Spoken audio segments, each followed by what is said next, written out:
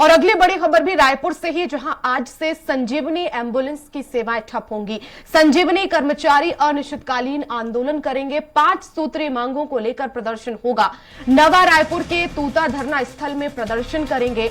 ठेका निरस्त और भुगतान जैसी मांग को लेकर प्रदर्शन है। 21 सितंबर को मुख्यमंत्री निवास का घेराव करेंगे। तो संजीवनी एम्बुलेंस की सेवाएं ठप होंगी। 5 सूत्रीय मांगे हैं। ज्यादा जानकारी के लिए स्वाति हमारे साथ लगातार बनी हुई है। स्वाति, कौन सी वो 5 सूत्रीय मांगे हैं जिसको लेकर संजीवनी एम्बुलेंस के जो कर्मचारी हैं वो आंदोलन कर रहे हैं?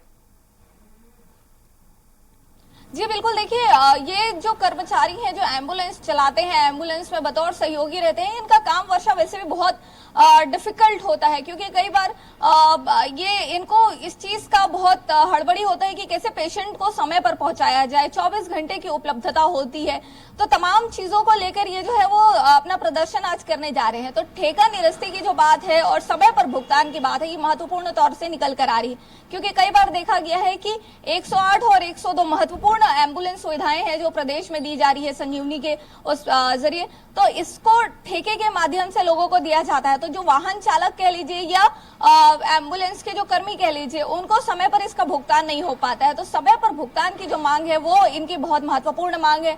तो वहीं पर इनकी दूसरी मांगों की अगर चर्चा कर ले तो कुछ सुविधाएं जो बतौर एम्बुलेंस कर्मी दी जानी चाहिए, उस पर ये लगातार जो है वो बात करते दिखे हैं। तो इन तमाम मांगों को लेकर आज एम्बुलेंस के जो ये कर्मी हैं वो तूता धरना स्थल पर धरना प्रदर्शन करेंगे, और वहीं इनकी मांगों पर अगर कोई संज्ञान नहीं लिया जाता है तो कल ये सीएम हाउस का घेराव करने के लिए भी तत्पर हैं। तो लगातार मांगों के बीच में, क्योंकि हमने देखा कि किस तरीके से कोरोना काल में भी इन्होंने अपनी सेवाएं दी है, तो कोरोना भत्ते की तरफ भी इनका एक बार ध्यान है। लेकिन महत्वपूर्ण मांगे जो 5 में से एक महत्वपूर्ण मांग निकल कर आ रही है वो समय पर इनके भुगतान की है। और दूसरी महत्वपूर्ण मांग की अगर हम बात करें वर्षा, तो वो है ठेका निरस्ती की, क्योंकि कई बार ये देखा गया है कि शासन की तरफ से पैसे जो है वो समय पर पहुंच जाते हैं, लेकिन ठेकेदार कई ऐसे निकलते हैं जो समय पर इन कर्मियों को पेमेंट नहीं करते हैं। तो इन तमाम चीजों को लेकर ये जो कर्मी है ये धरना स्थल पर बैठने वाले हैं। और बिल्कुल ये देखा जा सकता है कि क्योंकि संजीवनी जो है वो यहाँ के स्वास्थ्य सुविधा के लिए भी संजीवनी है।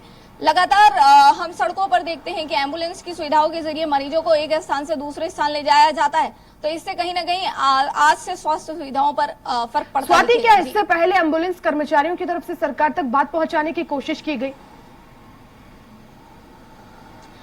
जी बिल्कुल, इस पर अगर हम बात करें तो ये पहला ऐसा मौका होगा जब संजीवनी कर्मी जो है वो इस तरीके के धरने पर पहुंच रहे हैं। लेकिन कहीं ना कहीं बिल्कुल अगर कोई धरने पर पहुंचा है तो पहले भी प्रशासन से बात करने की कोशिश की गई होगी, लेकिन ये बातें कहीं सफल होती ना दिखने पर ही एम्बुलेंस कर्मियों ने इस तरीके का जो रुख है वो इख्तियार किया है। बिल्कुल, बहुत शुक्रिया स्वाति तमाम जानकारी के लिए।